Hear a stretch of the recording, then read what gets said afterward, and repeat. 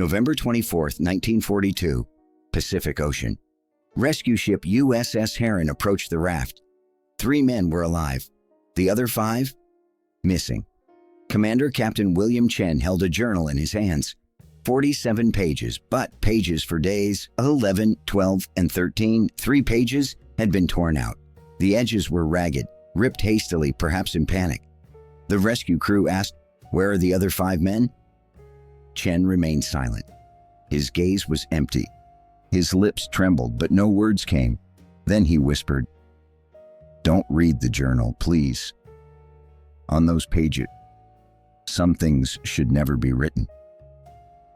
For 70 years, those 3 pages remained lost. In 2006, Chen's grandson was sorting through his father's belongings in an old box when he found something. 3 pages. There were bloodstains, and the written words revealed history's darkest survival story. If you enjoy these kinds of stories about history's hidden moments, the darkest chapters of human survival that were covered up, please like this video and subscribe to our channel. Every day, we share the real stories that were censored, forgotten, or deliberately buried. Now let's continue with the story of Pacific Dawn and those torn 3 pages. October 21st, 1942, Canton Island Air Base, Pacific. B-17F Flying Fortress, Pacific Dawn, rolled onto the runway at 0600. 8-man crew, pilot, Captain William Chen, 29, California, 87 flight hours experience. Co-pilot, Lieutenant David Morrison, 24, Texas. Navigator, Lieutenant Thomas Ellis, 26, New York. Bombardier, Sergeant Jake Matthews, 22, Ohio. Radio operator, Sergeant Robert Hayes, 21, Illinois. Tail gunner, Corporal Michael O'Brien, 20, Massachusetts. Waist gunner, Corporal Anthony Rossi, 23, New Jersey. Flight engineer, Sergeant Henry Walsh, 27, Michigan. Mission, routine reconnaissance flight, Canton Island to Phoenix Islands. Estimated duration, 6 hours. Return, 1400. Simple, routine, safe. At 6:15, Pacific Dawn took off. Captain Chen radioed, "Canton Tower, this is Pacific Dawn, airborne. Estimated return 1400 hours. The tower responded, "Acknowledged Pacific Dawn. Safe flight." That was the last Canton Island heard from Pacific Dawn. The flight was uneventful for 6 hours. They checked the Phoenix Islands. No Japanese activity. They were on the return route. 1437, right inboard engine, number 3, abnormal vibration. Chen called to engineer Walsh. "Walsh, check number 3 engine." Walsh examined the gauges. Oil pressure dropping. Engine overheating. 1438, engine caught fire. Chen, shut down the engine. Fire suppression. Walsh pulled the engine cutoff lever. Fire suppression system activated. Flames extinguished, but the plane could still fly on 3 engines. Chen calmed down. "No problem. We can make it back to Canton on 3. 1439, left outboard engine, number 1, began vibrating. Morrison shouted in panic, "Captain, no, 1 engine is going too." Chen checked the gauges, oil leak, pressure dropping. "Damn it." 1440, no, 1 engine also caught fire. Now only 2 engines remained. Insufficient. The B-17 was losing altitude. Chen, "Mayday, Mayday, this is Pacific Dawn, we've lost 2 engines. Need emergency landing." Canton Island didn't respond, because they were now beyond radio range. 1442, Chen called to the crew. "Brace positions, we're ditching." Pacific Dawn hit the Pacific Ocean, 150 miles per hour speed. The impact was severe. The nose of the aircraft broke. Water flooded the cockpit. Chen's head struck the instrument panel. Blood flowed, but consciousness remained. "Out, out, plane sinking." 8 men hastily deployed the life rafts. 2 rafts were stored in the B-17's wings. Each could hold 4 to 5 people. Within 60 seconds, 8 men jumped into rafts. Raft 1, Chen, Morrison, Ellis, Matthews, Hayes, 5 men. Raft 2, O'Brien, Rossi, Walsh, 3 men. 75 seconds. Pacific Dawn sank. Completely disappeared. 8 men, 2 rafts, middle of the Pacific.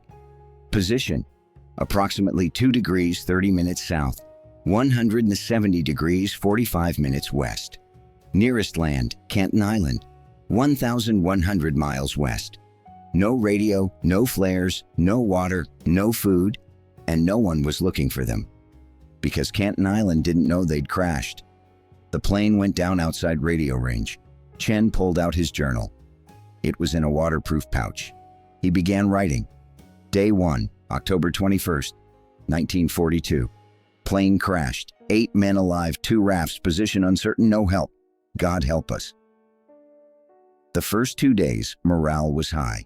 The soldiers were trained. They knew survival procedures. Chen took command. 2-hour watches. Everyone scan the horizon. If you see a plane or ship, shout. They waited for rain, for drinking water. But it didn't come. Day 2, Morrison tried fishing, makeshift line and hook. Failed. Day 3, thirst began. Lips cracked, tongue swelled. Hayes suggested drinking seawater. Chen refused sharply. No, seawater will kill us. Salt destroys kidneys. But at night, Chen woke and saw Hayes secretly drinking seawater. Chen shouted, Hayes, stop. Too late. Hayes had already drunk it. Day 4, Hayes became ill. Seawater showed toxic effects. He vomited. Fever rose, delirium. Chen wrote in the journal. Day 4, Hayes sick. Drank seawater. God protect him. Still no rain. Day 5, rain came finally. They filled the rafts with water. Each man took deep gulps. Chen managed water distribution. 2 sips per day, no more. But Hayes didn't listen. That night, he stole the water bag and drank half. Matthews got angry. That water belonged to all of us. Hayes couldn't respond. He was delirious. Day 6, 7 a.m., Morrison shouted, Hayes, wake up.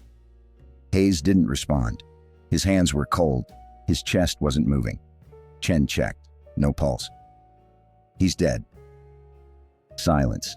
Matthews whispered, What do we do? Chen made a difficult decision. We'll bury him at sea. But Ellis hesitated. Captain, maybe...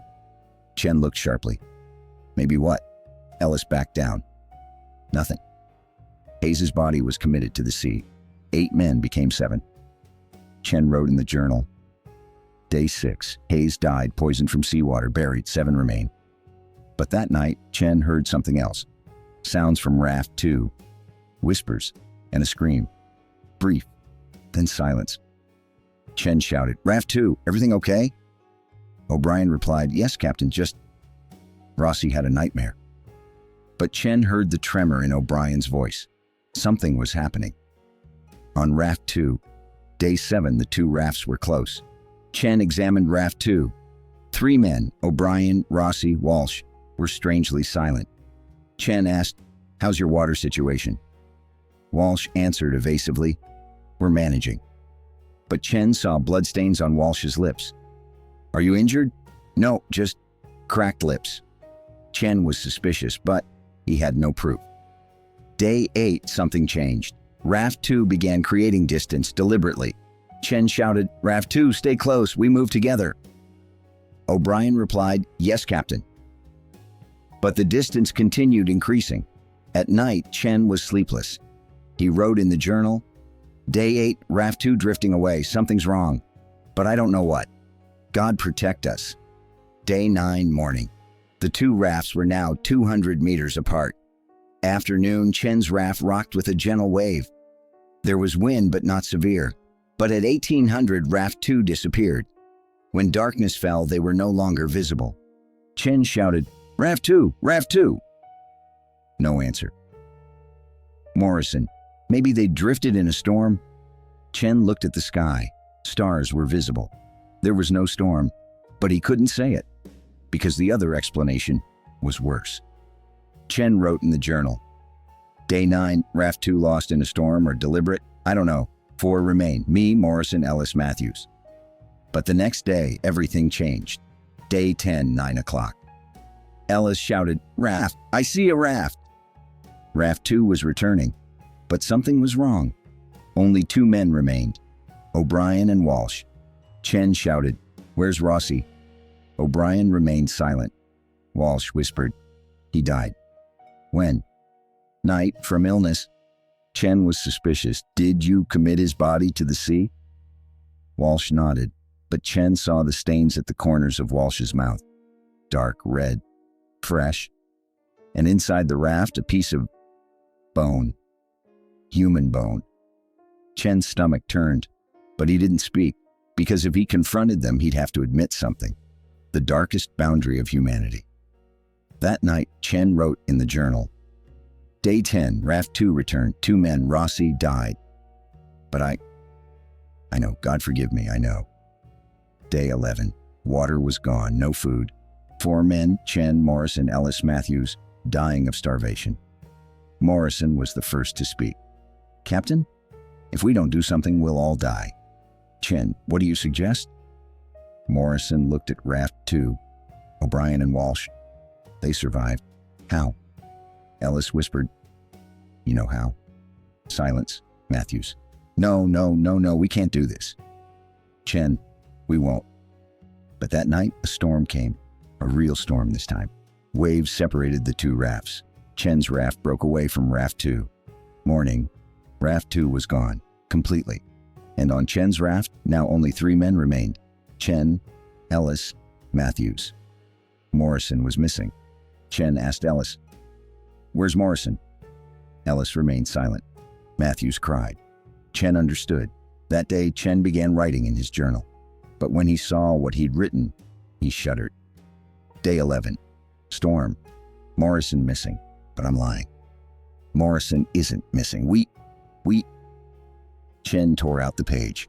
70 years later, Chen's grandson Daniel Chen was sorting through his father's old belongings when he found a box. Inside, 3 old blood-stained pages. Daniel read and vomited. Page 1, Day 11. God cannot forgive me, but I must write. Morrison didn't fall in the storm. Ellis suggested it. Matthews refused. I was undecided. Then Morrison slept. And Ellis pushed him into the sea. Morrison screamed, but the waves took him. Gone then. Ellis took the fishing line and pulled Morrison's body back. I didn't stop it. God forgive me, I didn't stop it. Page 2, Day 12. We ate. God forgive me, we ate. The first bite made me sick. I vomited. But Ellis continued. If you want to live, eat, he said. Matthews cried, but ate. I ate too, because I wanted to live. More than humanity, I chose life, and now I'm no longer human. I've become a monster. Page 3, Day 13. Matthews died this morning. Mental collapse. He realized what he'd eaten and couldn't bear it. He threw himself into the sea. Ellis and I couldn't find the strength to stop him. 2 remain, and a truth. If we're not rescued, one of us will eat the other. I see the way Ellis looks at me, and I know he's thinking the same thing. November 24th, 1942. Day 14. USS Heron spotted a raft by chance. Rescue crew approached. On the raft, 2 men, Chen and Ellis. Matthews was gone. During interrogation, Chen said Matthews was lost in a storm. But the rescue crew found bones in the raft. Human bones. Naval intelligence questioned them. Chen didn't confess. Official report: 5 crew lost at sea, 3 rescued. But the true report was filed with a top secret stamp for 60 years. Chen was discharged from service 2 years later. Psychological reasons. He died in 1987, age 74. He told his grandson Daniel only one thing: burn the journal. No one should read it. But Daniel didn't burn it. When Daniel Chen found the torn pages, he made a choice. He gave them to a journalist. The New York Times published an article in 2007. Pacific Dawn, the pages that were torn. Public outrage erupted. They were heroes. No, they were murderers. But survival experts thought differently. Dr. Rebecca Hamlin, anthropologist. In extreme conditions, the boundaries of humanity blur. We cannot judge them, because none of us have lived through those conditions. But Daniel Chen found something else. His grandfather's 1945 letter. It read, "Daniel, if you're reading this, I'm dead." And that's good, because every night I see Morrison's face. Every night I hear Matthews' scream. I survived, but I didn't live. I just breathed. For 40 years I walked like a dead man. I wanted to be forgiven, but I can't forgive myself, ever. Present day, 2025. Today, Pacific Dawn's wreckage still lies at sea, around 2 degrees 30 minutes south, 170 degrees 45 minutes west. Never found. But the story is taught in survival ethics courses. If it were you, what would you do? No one can answer, because the answer isn't moral, it's survival instinct. The torn 3 pages were hidden for 70 years. The truth died with Chen, but the question lives. Is everything justified for survival, or are some boundaries more important than death itself?